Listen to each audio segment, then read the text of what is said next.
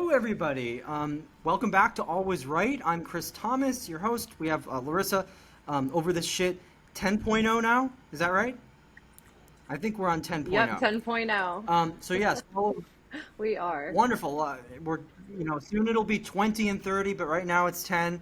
So that's the current account. I'll put the tag on the screen here. And we have a really special guest today. This is on TikTok. It's Uncle Tomahawk. Dom, he's a great friend of mine and longtime follower, and he's excited to join the panel tonight. So tonight we're going to be talking about something that I think a lot of people were kind of laughing at online and making fun of and making jokes about. And I know specifically to the three of us here, it's not funny to exploit the mental health of your child. And I think there's no circumstance where that would be appropriate or funny. I think if we were watching some kind of sitcom or movie or something, there could be maybe something humorous about this. But I think in this case, it's really disturbing. Without saying too much about it, I'm going to play the clip, and then I'm going to talk a little bit about. I actually had an interaction with the woman who posted this clip, very slight.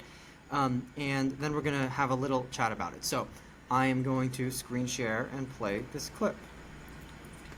Okay. Now this dead space I'm going to cut out. Don't worry. Wieners.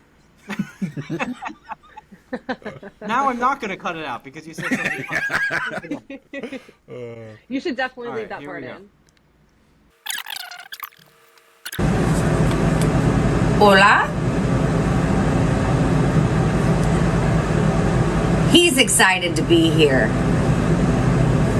Marshall, do you want to do a week 4 on testosterone, boys? Week 4, the same. How are we feeling? The same. Any effects? Anything changing? Not really. Yeah. Any high points? Any good things?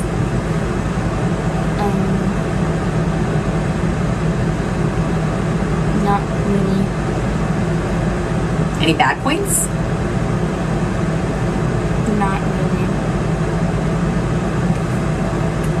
Are we struggle busing a little bit with the injection? A little bit. To like, it's the anxiety of doing it. Yeah. A little bit of a struggle bus. Don't want to talk about it. But you start school next week. Yeah. High school with testosterone, so you're gonna be like on an equal playing field with all the other like pubescent boys. Yeah. That's exciting. Yeah. Things to look forward to with that? No. No. What's the one thing you are really looking for? So, what does everybody think about that? There's a few key moments in there that stick out to me, and I'm wondering, you guys can start it off. What was there anything in there that stuck out to you as like red flaggy or bad about that? It feeling very prompted the whole time. Yeah. Very prompted. I was not a fan Yes. when I saw that the Not first a fan. time. Yeah. Yeah, I agree. Very It was the prompted. ending for me. The mother was asking. Yeah, I mean, she's asking. Yeah, first of all, the mother's promoting a falsehood, which is that the kid's going to be on equal playing field with pubescent boys. It's, Yeah. number one, not true. But Yeah. aside from that, did anybody else notice? The thing that jumped out to me was the age. The kid's starting high school. Yeah. So this started in middle school. Mm-hmm. Mm-hmm. Not the social transition, but the injection of testosterone is basically occurring Yep. probably at age 13, it Mm-hmm. seems, the summer between middle school and high school. Maybe 14, I forget. What do people... See, I guess I'm so old. What do people turn in 8th grade? Fourth. I don't know. When 14. I was in 8th grade, I was 13. I didn't turn Okay, 14 until my 13, freshman year. 14. Yeah, I was yeah, late. that's about right. Yeah. Okay, so late birthday. Yeah, birthdays will turn 14 their freshman year. So this kid is either 13 or they've just turned 14, and they're already getting their body pumped full of testosterone. Yep. One of the things that jumps out to me is I don't like diagnosing people online, but the kid has a flat monotone voice that reminds me of depression. Yep. To me, that's what it looked like. And I'm not using the word depression in a clinical sense because I'm not a doctor, but the flat one-word responses and body language was of somebody who, to me, is struggling with depression and does not want to be on camera. Agreed. And, I think there's a couple ways you could look at this video. I think at best, you could say maybe the mom didn't have anything to do with this kid's transition and that it wasn't her transing the kid. It's very possible. But you still have a mom exploiting the mental health condition of their child. So at best, you can say the mother's exploiting. At worst, you could say the mother is doing something horrible and she had groomed him. I don't want to lob out any accusations. But to me, it's very, very troublesome. And it's troublesome that this mother has made, if you go to this mother's TikTok page, her entire channel is documenting this. And to me, it's very disturbing. Yeah. I definitely feel similar. Like, I will take the best case scenario that this is the child's choice and what they genuinely believe will make them happy. But it's like I look back to that time in my life, and that was one of the worst times of my life. And like puberty is one of the worst things, like a very difficult thing for anyone to go through. And the way it changes your brain chemistry, the way it changes your perceptions of social situations is just, it's crazy. And the part that hurts me is that this kid's being sold the idea that this is a cure to anything, like that suddenly this, and I think that, and yeah, that's the part that makes me sad, is many people before they even get a chance to find their own identity with themselves post puberty or during puberty, that they're not even given that chance, and they're given a whole cocktail of drugs that will change them for the rest of their life. And it's just because yeah, we'll get to it later, but that kid reminds me of someone I went to college with. Wow. And I remember telling them, like, I didn't tell them what we'll get into later, like my own struggles with certain things, but I remember telling them, like, this, like, you have to accept yourself no matter. I could be 4'1", and it would still be about accepting myself and who I am, because I struggled accepting myself then. And so, like, I'm very, like, old school liberal, so it's about, like, you love who you want to love, but at the end of the day you need to accept yourself for who you are and realize that, like, you can work towards being a better person and being there are usually underlying reasons why you don't feel happy or confident in your own body, and trying to blame that on your gender, I think, is just a recipe for even more emotional suffering, and I don't think it actually helps, in my opinion. Yeah. 100%. And I know, between the three of us, Larissa, you're the one biological real woman that we have on this call. And I bet you can attest to the fact that puberty isn't fun when you're an adolescent girl. Absolutely not. Puberty The isn't worst fun time no matter. of my life. Puberty isn't fun no matter who you are. And so, No. I think especially if you're at that age, any kid would probably be eager to take some solution that would stop that. And I think that's why it's an especially dangerous thing. Yep. Because some. And they are being, sorry, I don't mean to interrupt, No, go ahead. but they are being sold that as a panacea, like this is the answer to your problems. Yeah. And if I was young, and we'll get into it, and if I was young, I might have been sympathetic to that. And it took a long time struggling on my own to realize this, like, it doesn't come externally. It doesn't matter who you are. It comes from yourself and the work you put in, and lots of different factors go into your own mental health and happiness and fulfillment. Yeah. And there's no panacea. There's no, yeah. Absolutely. Exactly. And I noticed you just referred to yourself as an old school liberal. Like, do you mean would you kind of say you're a classical liberal in that sense? Yeah, it's tough to nail down, but I was pro gay marriage a long time ago, and as I've discussed with you, like I was raised Mormon, so it's like, and Wow, I okay. was on that side of it. Like, why are they using money from the people in their congregation to try to say who can't be married, who you could love and should love? You know, it's there's there's a lot of things. I'm very freedom of choice and freedom of Hmm. expression and all those constitutional principles that yeah. Absolutely, and it's interesting you say that because I think a few years ago I would have said I was a classical liberal. I mean, I'm probably, even though I consider myself conservative today, I have much more in common with classical liberalism. Yeah. Um, I think I've had my wife on the show a lot. She's bisexual. Her parents are gay, and I actually have no issue with gay marriage myself. I am of the constitutional opinion that marriage is a state issue, but I would Yeah, vote I for agree. gay marriage Yeah. in a state that I live in. Um, Hmm.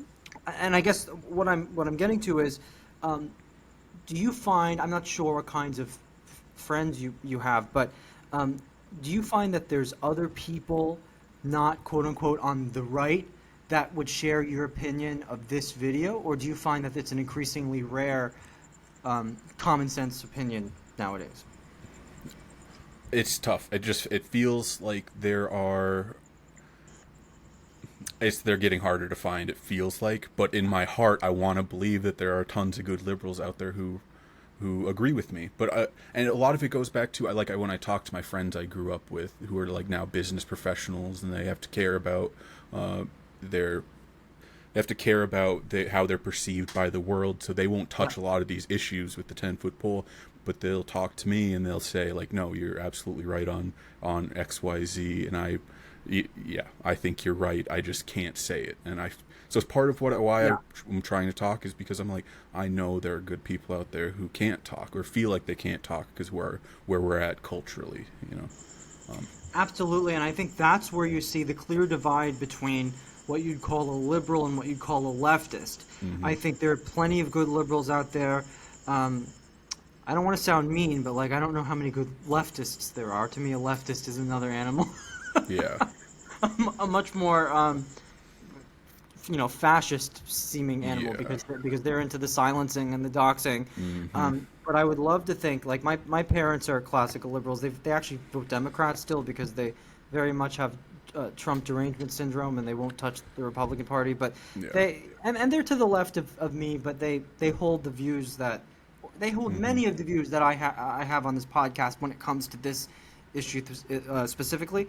Um, but I think we live in an age right now where parents can, I think people talk about TikTok and social media as like a young person's thing, but we have parents out there who are saying, look at my kid, I'm going to exploit my kid for views and follows. Hmm. And there's a lot of, it's not really just young kids who need to get their act together. We have parents too who are absolutely exploiting their kids and doing horrible things. Hmm. Yeah, I agree. And yeah, I and that's why I just try to preach like give people time, like Yeah. yeah, just give people time to figure, because no one knows who they are when they're young. And I would argue, and it's something I knew intellectually but I didn't understand until I hit that 25, 26 number, that it's like Absolutely. you aren't a fully formed person, your brain isn't fully formed, and you don't know who you are or necessarily what you believe, so stop trying to rush it. Like, there are things you do believe, but be humble enough to admit that like you don't know for sure, and you don't know everything. You don't know what you don't know, and have some humility, please. Like, please. Absolutely. 100% agree. And I think you're specifically an important voice here. I know we've talked a little bit offline, and I would love to ask you a couple questions now because I know you have some experiences that are really relevant Yeah. to this, and maybe perhaps some. I don't want to say parallels with what went on in this video, but I know you have a unique perspective here. Mm-hmm. So I'd love to discuss that a little bit with you because I think because I think your voice is absolutely important for this kind of culture war. I hate calling it that, but it is what it is. I think we have to face it. Unfortunately.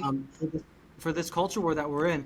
And I'm just want to start with asking you about what your experience is. If you had to just use whatever words to describe it, what would you say? What could you say about your experience with gender dysphoria?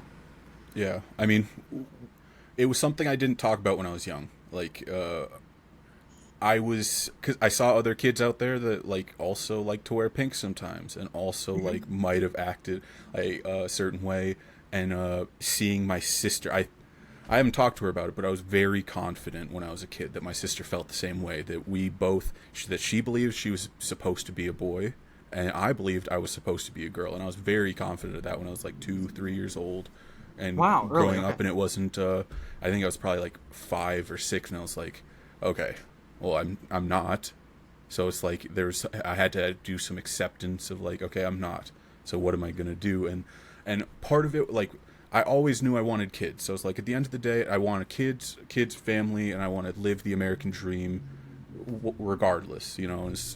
And I accepted who I was. And then as I got older, I was like, oh, like, I like who I am in some ways, and I'm happy with who I am, and I'm finding fulfillment in being the person I am, even if it wasn't the person I thought I was going to be when I was a kid. And it kind of comes back to that, like, you don't know what the future looks like when you're a kid, and you don't know, like, just because you believe something, like, it doesn't mean that is destiny, for example. Yeah, there's a lot of getting over it and accepting myself, and I think a lot of people fall into the trap that they think they have to do something about it, and Totally. and that's where I think if people just given the space and the time to figure out who they are and accept themselves, and like we've gone and talked about the statistics a little bit, and I think a lot of people would just be like, oh, I'm not actually the opposite gender. I'm just homosexual, for example. And as we've discussed, that's totally fine. And I'm happy for you. And I'm even happier that you found that that's who you are without having to medically transition or socially transition. Because at the end of the day, it's like, well, and a lot of it at the end of the day, it's like you're asking for other people to accept you and this identity that you are taking on, and not like, real acceptance needs to come from yourself, and it doesn't need to come from other people. You don't need to care what anyone else thinks about you at the end of the day. Absolutely, and Something like that.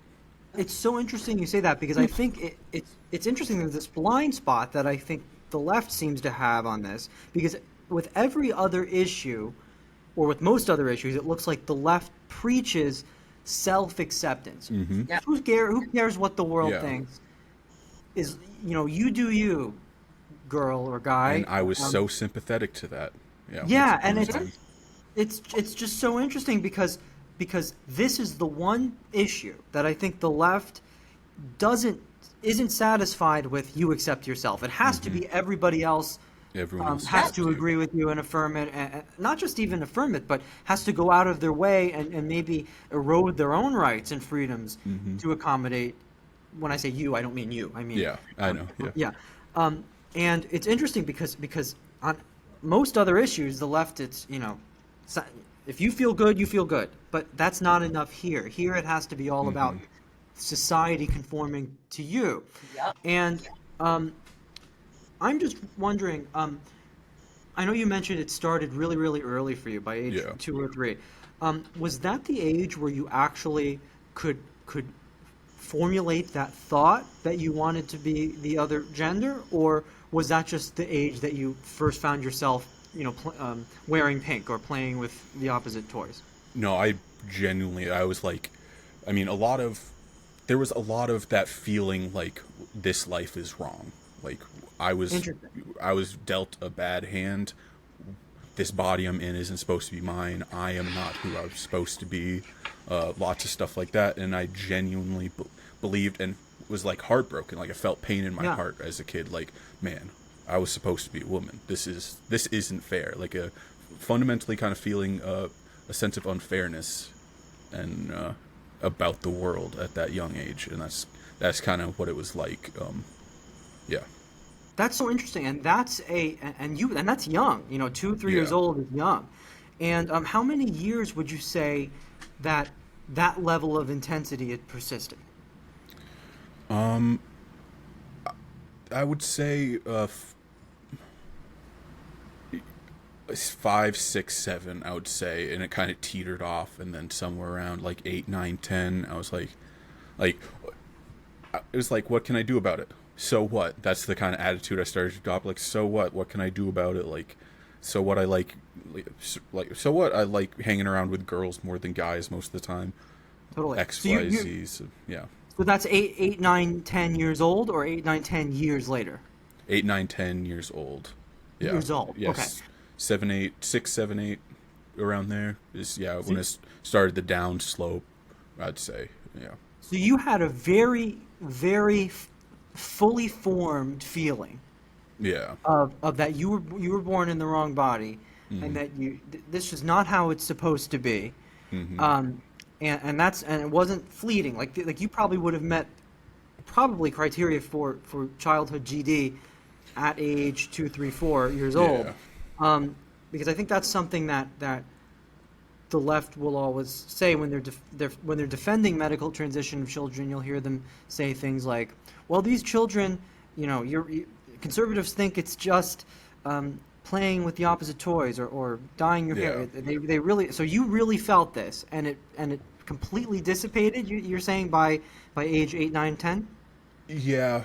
Yeah. And the things started to be more clear that like, oh, like being a man isn't the worst thing ever, and growing up, finding a beautiful woman, marrying her, and having kids, that's not bad. Like, I'll take the other side of that deal. Like yeah. And then the older I got, the more clear it was. And especially once I hit puberty, I'm like, okay, yeah, that's not a bad dream. Like, so, and yeah, and also some of it came with like the logical understanding. Like, even as a kid, like my mom would show me medical shows all the time, and they would talk about trans issues in House or Grey's Anatomy or ER or any of those shows back in the day. Okay. And it was like I was aware then, because society wasn't crazy, that like while I could outwardly reflect the opposite gender in some ways, I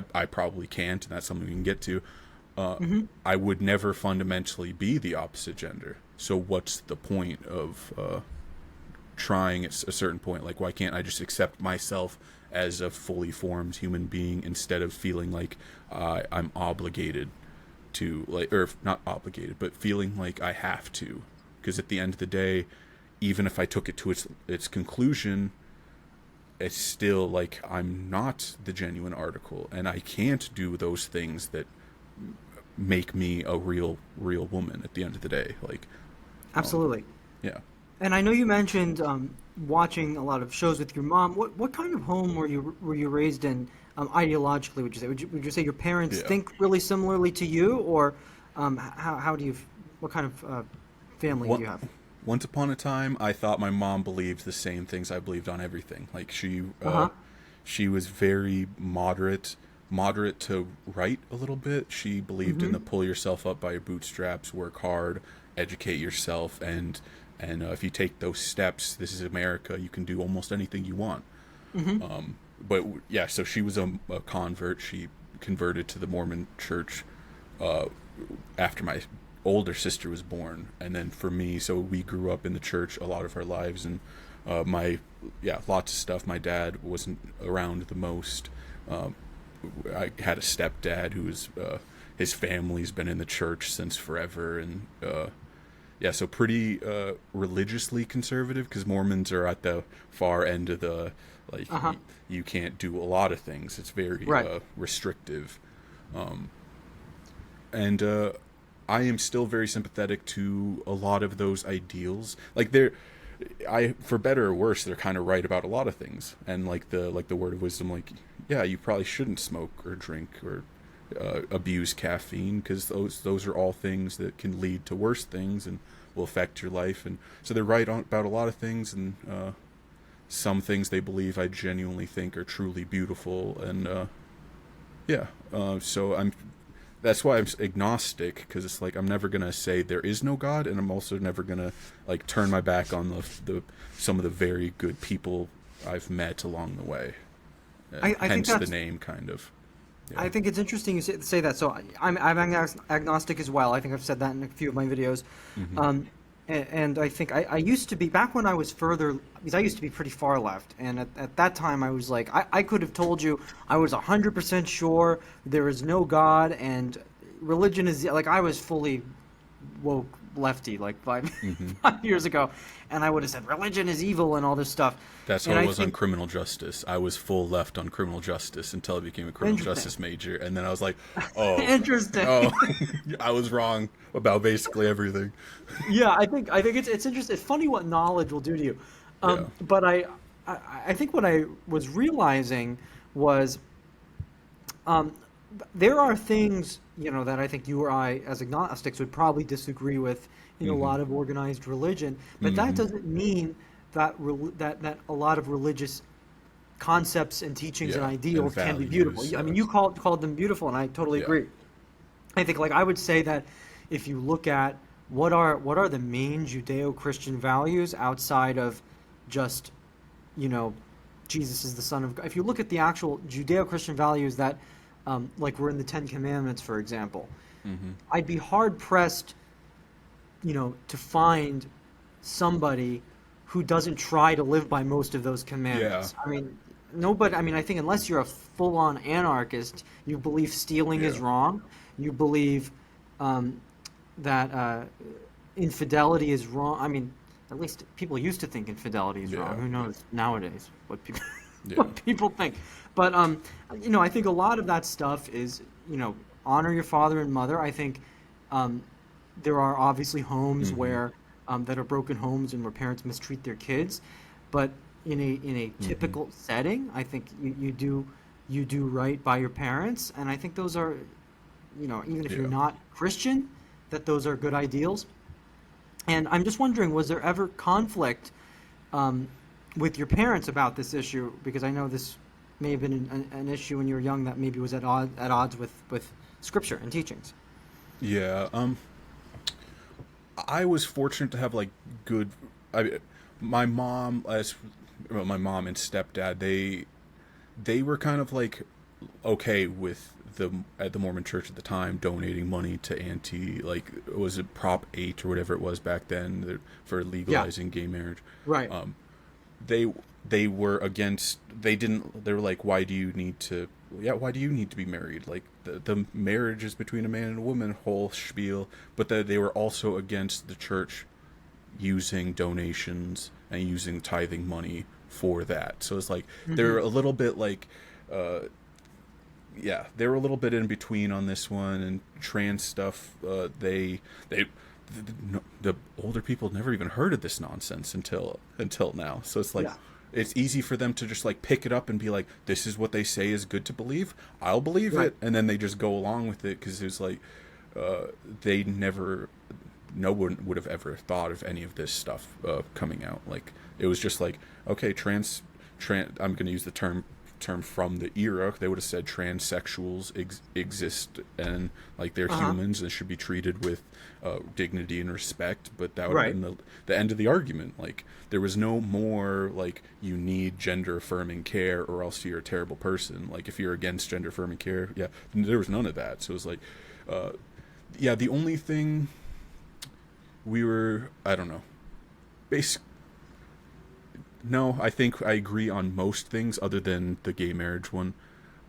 I was trying to get the point I was trying to get to a little bit was that that there are those Christian principles that teach you how to be a good person and live a good life.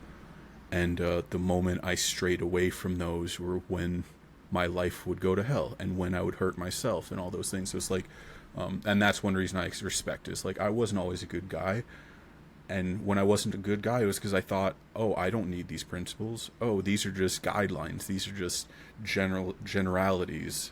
Like, no, if you do all these things listed, not necessarily all of them, but a lot of them, and you ignore what you've been taught, the wisdom, and that's the wisdom that's been handed down. If you ignore all the wisdom that's been handed down, you're just going to be in for a bad time. Like yeah. So As they it's say a lot on of South cautionary Park. tales. Yeah. I agree. Yeah. I agree, and I think that's something that like not a lot of people talk about it. Is I think a lot of people, especially if you're kind of like a liberal libertarian, you'll hear people say like why do we have laws about porn, or why do we demonize pornography? Why do we demonize a lot of these things? It's just another form of freedom of speech, and in a legal sense that may be true, but obviously I don't think it kills somebody to look at porn one time, or even 2 times, or even 5 times. But I think we have well-documented research that porn can be addictive. It can destroy relationships. It Change can the very physiology of your brain. absolutely 100%. Same thing with any other kind of vice that may be fine to do 1 or 2 times, but can take people down roads, addictions, things like that. And a lot of those things you'll find in biblical texts as sin. So I think there's a lot of things that there's a reason that they're called sin, even if you don't agree that it's from a divine power. Yeah. That if the good book says do not do this, it's not totally random. There's some societal benefit from not doing those things. And I think that's something that like a lot of people don't think about. I think a lot of people who have very secular liberal worldviews, I'm not even going to say liberal, leftist worldviews, will say it's all a lot of hooey, and there's nothing, or gobbledygook, as I like to say, that's the word I like more, and that none of it should mean anything, none of it means anything because it's all arbitrary. And I don't think it's really true. I don't think it's arbitrary. I think there's merit in a lot of those things. Yeah. I mean, some of it is a little outdated. Like a lot of the taboos around food, that is like, it kept these people safe for a long time, Absolutely. having some hang-ups about food. But now in the modern era, we don't really need that. Like, I don't need to be afraid of this fish because it looks weird. I don't need to be afraid of a pig because we've got antibiotics and all this stuff to get rid of parasites. It's like some of them are taboos that are held for not very good reasons, but a lot of them are held for good reasons, and those good reasons have shaped the Western world. And the more we ignore that, the more we get away from those principles, and principles that, like many of the founding fathers, like we talked about, they might not have believed in a Christian God, but they believed in a God, and that the rights in the Constitution pre-exist government and were given to us by a God, not necessarily a Buddhist or a Christian or a Jewish God, but a God. And Absolutely. Yeah. I guess one of my questions to you on this topic of religion is, did you feel as you were evolving psychologically and kind of realizing that, hey, I am fine in the body I was born in, I don't need to be the other gender, was religion a part of that shift, or do you feel that the religion you were raised in was independent of you kind of waking up from that? Only a limited amount. Only, like, I would say the 2 things. The first one being like that your fulfillment and joy comes from living a good life, and trying to be a good person, and living a good life often it's a little bit gendered. For me to live a good life, I kind of have to live it as a man, like otherwise it's gonna be a tough one here, and I'm signing up for misery. And the other part was that if there is a God, because I'm agnostic, I don't know one way or the other. If there is a God, this would be one of those trials and tribulations that's meant to test me. And if I don't accept myself, then if there is a God, then I wouldn't be accepting. Like, I would say that God didn't know what he was doing when he put me in this body. And I don't know. It's complicated, but you kind of get the gist. This Totally. that a lot of people are given trials, and I think gay people, if there is a God, definitely were given a trial, and whether Absolutely. Oh, yeah, absolutely. yeah, and trans people, and I think and I don't know, I don't want to get into the the philosophy of who is or isn't going to heaven, but I think living a good life for a gay man or a person who believes they're in the wrong gender, to me it looks very different. You know, I think I genuinely believe that if there's a God, that two gay men living a happy monogamous relationship, doing good works, I think they can get into heaven. That's just what I believe. Totally. What would you say, because I know there's a lot of kids out there who weren't raised in religious homes, who weren't raised necessarily with the best values, who may have a mother like the one that we just watched on TikTok. And I guess if you could have like 5 minutes alone with that woman's kid, what would you say to them as they're going through what they're going through? Well, like I talked about my friend Hannah in college, because she was in similar situations. Tomboy, like shortcut hair. I think it's funny that we both our girlfriends are either bi or former lesbians. And she kind of fit into that same category, and I was like trying to tell her, like, accept yourself, love yourself, take care of yourself, find appreciation for yourself, and whoever you love is who you love. Just make sure it's a genuine love, and you're in a And she took my advice, and she did all the things she was supposed to. And the next time I saw, we lost contact for a little while. That she found my number and messaged me, and we met a few years later. And the person I saw, it warmed my heart. And she's like, "You saved me!" Like, Wow. Oh, That's powerful. And I've done. I mean, not to my own. I've done some of that. I'm happy to say that I've saved a handful of people in my life. But yeah, if we don't give these people an opportunity to find themselves, that's the real disservice. And it's like, I'm not saying anything groundbreaking, but I'm just like, I'm trying to tell people, as a person who suffered and dealt with immense mental anguish, that the road to happiness, like, you're searching down the wrong roads, and you're just hurting yourself. And I just and that's why I'm here. It's like, if I need to get this message out as clearly as I can, like, because I don't want anyone to hurt more than they need to, and that's my whole thing. It's like, I want to make memes and talk about mental health and make music and all that stuff because of people like that. Like, if I can just save, I just want to save more people. That's all.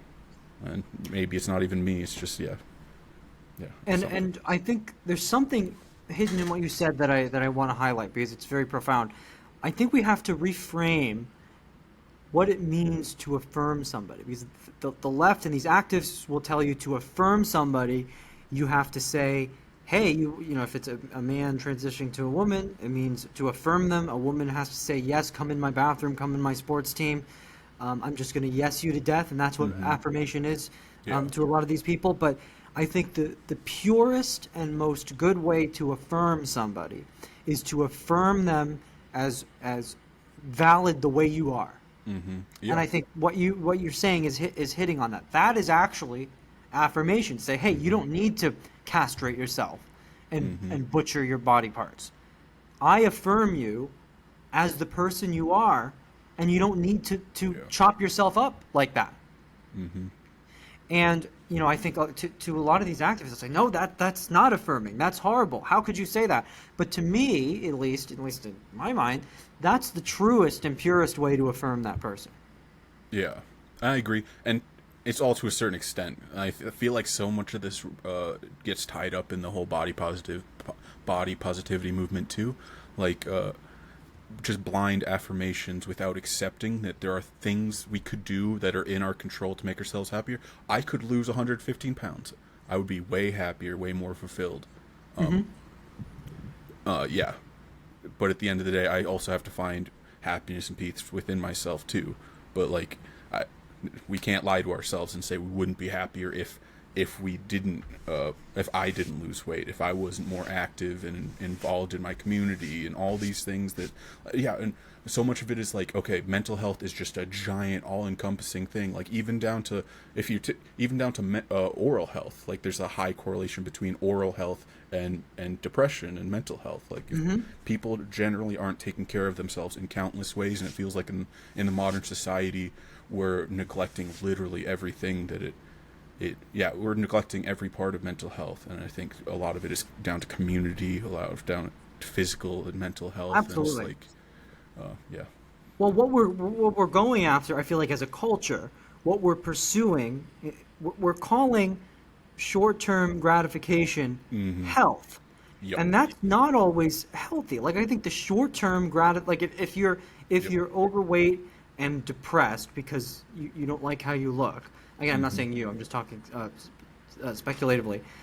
I think the healthy thing to do would be build up enough self-esteem for yourself that you can accept where you are, and then make a game plan for yourself on how to get to an even better state.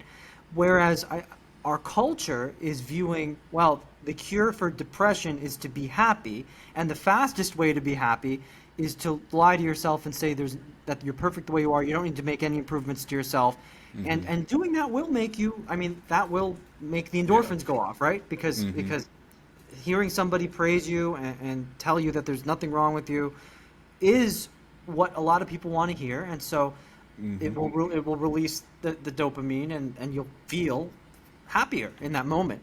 But is that health? Is that long-term health? And I think that's the thing that our culture is calling that health. Yeah.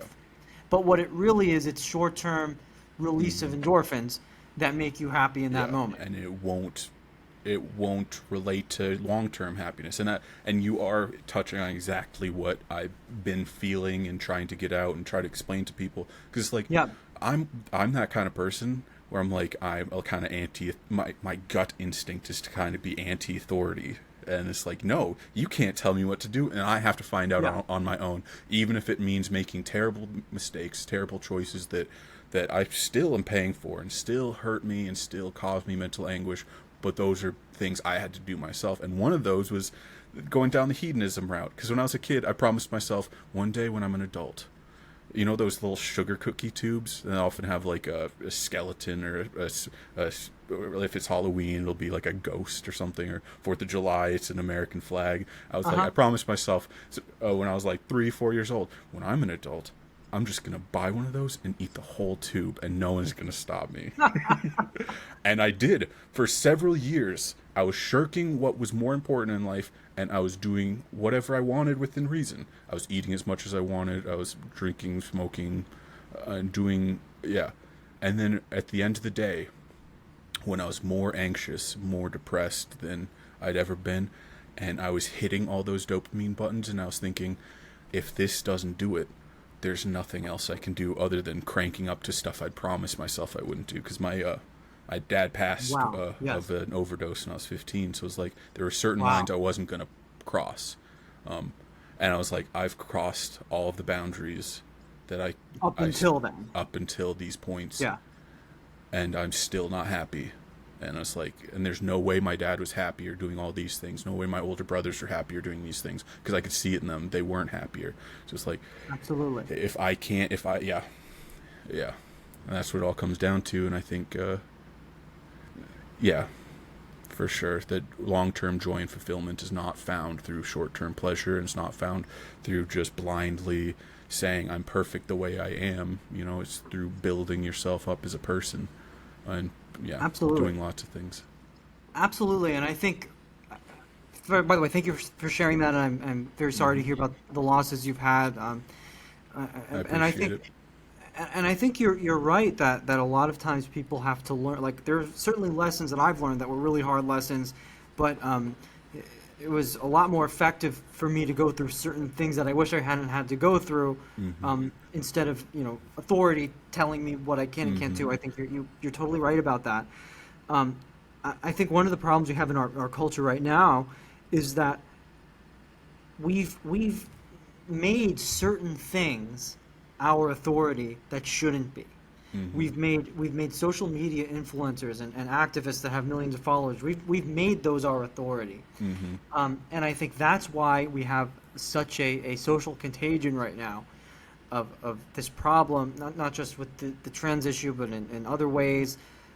When we take kind of that epitome of hedonism and say that this is going to be the guiding authority for how we should live, it's no wonder we see more problems. Yep. And there's it's funny. It's like everyone looks at us in America like we're crazy, because it's like we are hitting the hedonism button and then crying to ourselves, why aren't we happy? Exactly. Yeah, and some of it, there are societal factors that play into that, but I think a lot of it is just the culture going. So it's a giant cultural problem, and a lot of people, they're looking for the next reason, like, this is why I'm not happy, or this is why I'm not happy, and some of them I definitely are feeding that with politics too. It's like, the orange man isn't making you unhappy, you're making yourself unhappy. Exactly, and I think that's something. It's so interesting because I think, to me, that's why. Because I know probably you and I overlap a lot in how we view the world. I think the reason why I would still consider myself a conservative instead of a classical liberal is because I really want to conserve certain principles that I feel like that are totally contradictory to the hedonistic elements that we're talking about. And I think like, to me, being conservative isn't necessarily, it doesn't mean you have to be religious, it doesn't mean you have to hate gay people. I think, to me, being a conservative, to me, means conserving the norms and traditions that make society run better, and rejecting the progressive values that hurt us. And a lot of that progressivism comes in the form of this hedonism. And so, hell yeah, I am conserving, like, I have no issue with gay people or gay marriage, but I would conserve the principle that two-parent households that raise their kids with good morals, and to respect other people and to take responsibility for their own lives. I would say that's a principle we should conserve, and I would say that polygamy and hedonism and all kinds of other vices that may be self-gratifying but not contributing to long-term happiness, those things should be rejected. I don't mean legislatively. I don't mean we should be authoritarian and ban those things, but I think those things should be rejected as values in our culture, and then certain things should be conserved as values in our culture. So to me, that's why I would consider myself a conservative, even though, like you, I'm not necessarily religious. But I guess my final question for you would be, if you could sit down with, let's say, that mother in that video, and you're somebody who may have dealt with similar internal struggles that her kid is, what would you say to a parent who is taking their kid down a direction that won't lead to their long-term happiness like that? I mean, I probably wouldn't say anything to her, to be honest, because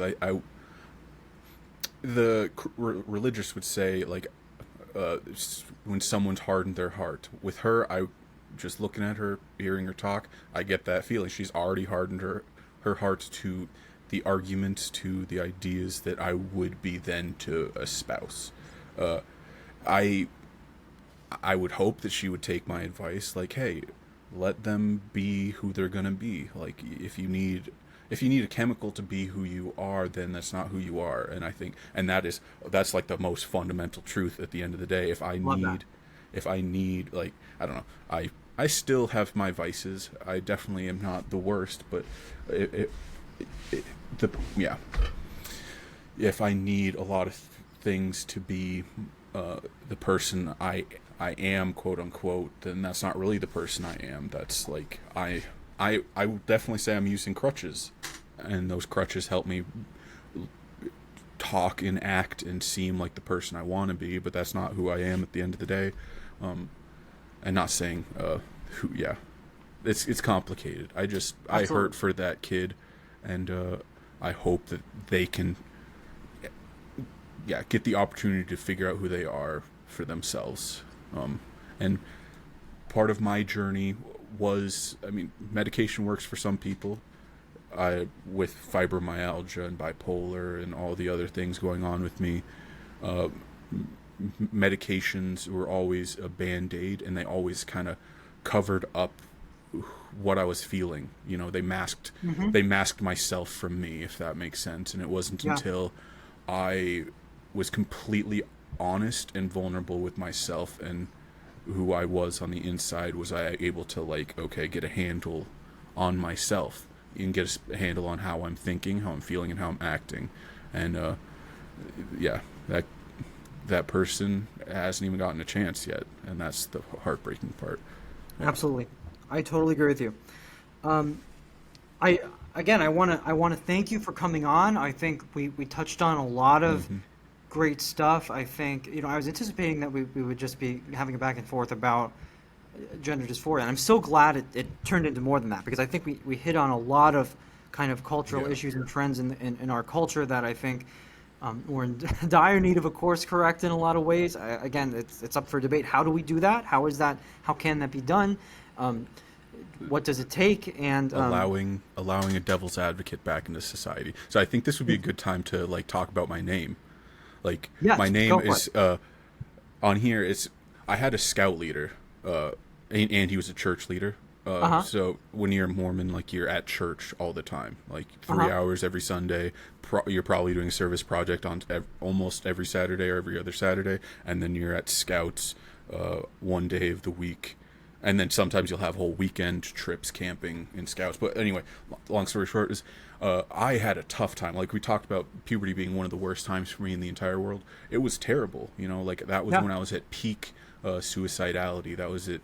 I mean, I've had issues with it since that point, but that was part of the, like, worst part of my life. And he was one of the only people that actually advocated for me and actually, like, cared. And I remember asking my mom, was like, hey, why isn't this guy, like, some community hero? Because he's like, was the principal of a school. He spent all this time with me in scouts and in church, and he never told me, here's the prescription for here's what I believe politically. He never cared. He never talked about it. He actually never talked to me about it, but he was there, he was present, and he cared.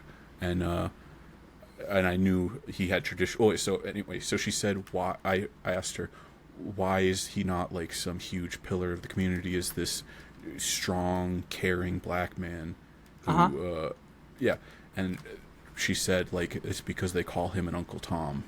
And I was like, wow. And it gutted me. And I was like, wow. I was unbelievably hurt that society would say that this man who's been nothing but caring and kind to me when no one else was, that they would treat him and and he's never even offered a policy prescription ever on anything.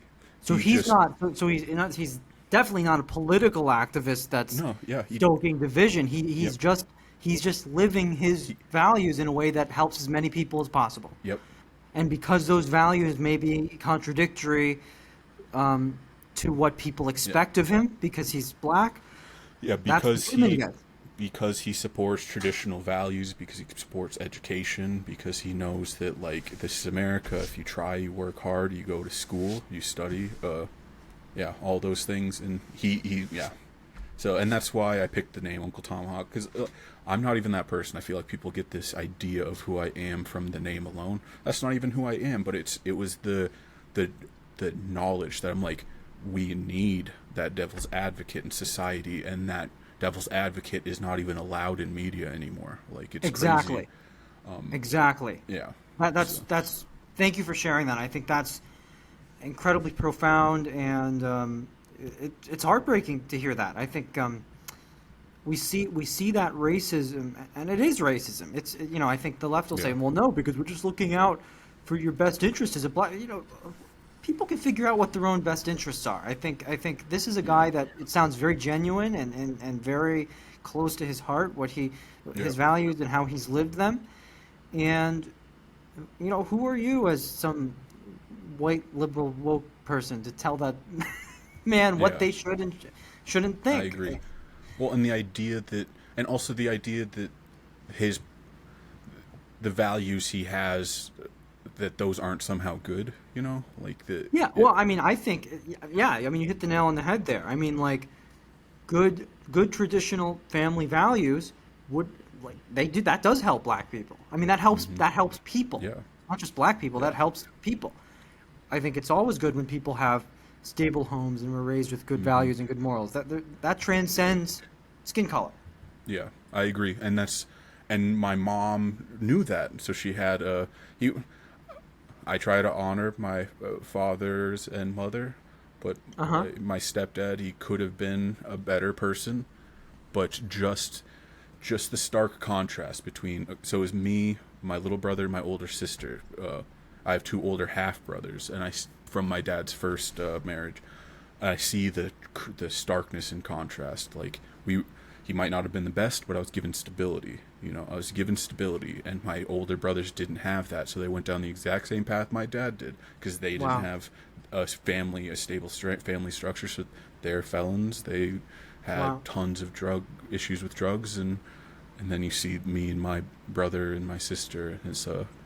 It's just a crazy stark comparison, but you can't even talk about the fatherlessness in homes being, and that's one thing. When I was a criminal justice major, like I always knew these things intrinsically, that like we need dads around, and that's, well, I'm so glad I went to church, because maybe my stepdad wasn't the best, but I, like the guy who I named the channel after, I had those strong men But you had in my a life. strong male, you had a strong, good, valued male role model in your life. And it meant the world to me, and it just knowing that, like, okay, most of society doesn't care about me, but like a handful of people did. A handful of people saw me hurting, and it hurt them just as much as I was hurting. You know, it's like it's still, there's a lot. Yeah. And before we wrap up, you hit on something really, really good there. I think if you have a few people in your life that are in your corner, that is life transforming. And I think a lot of these activists on the left, they'll talk about how, you know, they want to change the values of society, so you have 300 million strangers affirming you on the internet. But it's ignoring the fact that what that person needs is a cheerleader in their life that's going to really show them, not for likes and clicks, but just for your true well-being. Yeah. Show you the way and help you find your way. You don't need affirmation from everybody in America. You don't need that. It's what you really need is a few people who are good, who are in your corner in your real life. Yeah. I agree, and you need real community, real local community, and that's what we're missing, and it feels impossible to form it now. And not to skirt the whole wrapping up thing, but it was like during COVID, I was actually thinking, like, man, because I was working hospital security all throughout COVID. My girlfriend was a nurse; she was working on the COVID floor the whole time, and I was thinking, wow, like through all this horror, I'm like, I need community now more than ever. And then we saw how they treated churches. So it's like you can't even go to church. You know, the thing that this country was founded on, they were attacking. And I was like, this world is upside down. Like, I can't believe that I'm like praying, like I want a good church right now. Like even though I'm still agnostic, I was like, man, I just need to find local community, find people who are good, honest, caring people. Like that's because. Yeah. Well, some of these states had had casinos open because they were essential businesses, but they didn't have churches open, and it's like, you know, what I guess what message does that send society in terms of what the priorities are of our government? Yeah, it's upside down, for sure. It's absolutely. Yeah, and I think a lot of people are feeling disheartened, and we talked about. Society shouldn't be the main thing depressing you, but when I think about that kind of stuff, it really depresses me. Like, because I do think that's fundamentally why we're in the pickle we're in, the dissolution of family, community, and traditional American values. Even if even if I didn't live up to some of those at certain points. It's like, Well, I mean, the way I would see it is nobody lives up to 100% of anything. And I think that's not something to Yeah. feel ashamed about. I know I don't live up to everything that I claim to value. I don't think anybody really does. And I think it's okay. It's okay for each of us as individuals to say, hey, these are my values. This is what I aspire to be. But no, I don't always live up to it. yeah. That's just being a human. Yeah, I agree. Yeah. If we keep going, we're going to put in more good than we've taken out or something. I don't know. Absolutely. I'm glad to have you. Maybe you're not physically in my corner, but like I mentioned the other day, I was like, we started on TikTok at almost the same time. I was uploading memes. You're uploading political stuff, and I'm like, we were opposite sides of the same coin, and I was like, I'm glad I feel like I have even though we're probably completely physically different, our families are probably very different. You felt like we are on the same page in a lot of ways, and I was like, yeah, if I'm not going to fight these battles, I'll let him do it for me. So. No, that's first of all, that's incredibly touching. I appreciate that, and I'm happy to chat more with you offline. For sure. I think you seem like a great guy. I'm really glad you asked to come on. I think it was a great conversation. I'd love to have more conversations. Of course, yeah. But yeah, I guess for everybody watching, this is Uncle Tomahawk. I'll put the handle up, and I'd love to thank you again for being on. It was wonderful to have you. Take care. Yep. Bye.